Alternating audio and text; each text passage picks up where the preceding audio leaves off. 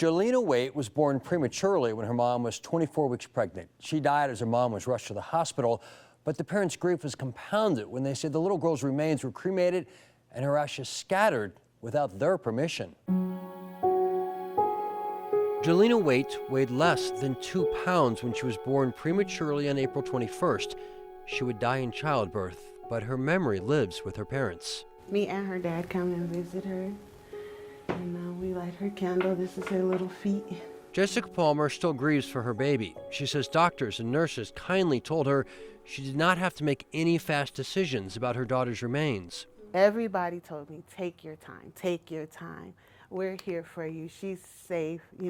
Everyone that I talked to told me that. 10 days after Jessica and her husband lost Jelena, they moved into a new house. Finances were tight.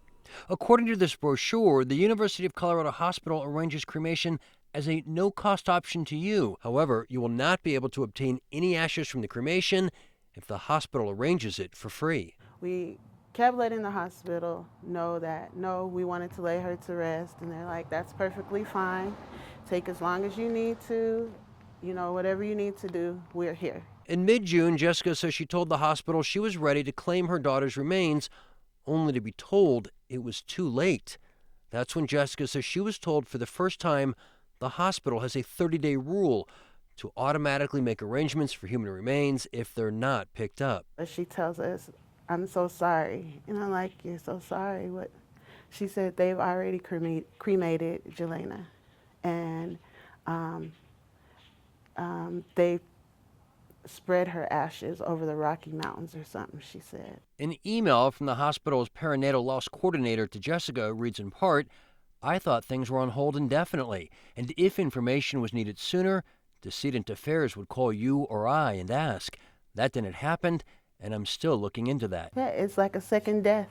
It's like losing her all over again. In a statement to the Problem Solvers, UC Health, which owns the University of Colorado Hospital, said in part, UC Health understands that the loss of a pregnancy or newborn baby is extremely difficult for parents.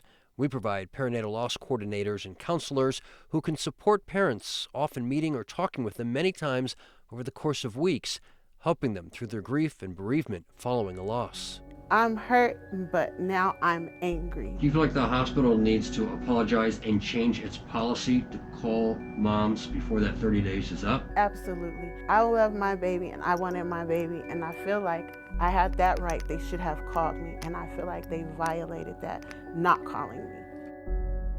If you're wondering if Jessica might sue the hospital, that would be difficult. Even though the University of Colorado Hospital is privately owned by UC Health, it enjoys a legal protection known as government immunity, and as a practical matter, attorneys say that makes it tough to sue UC Health if a mistake happens at one of its hospitals. Rob Lowe, Fox 31.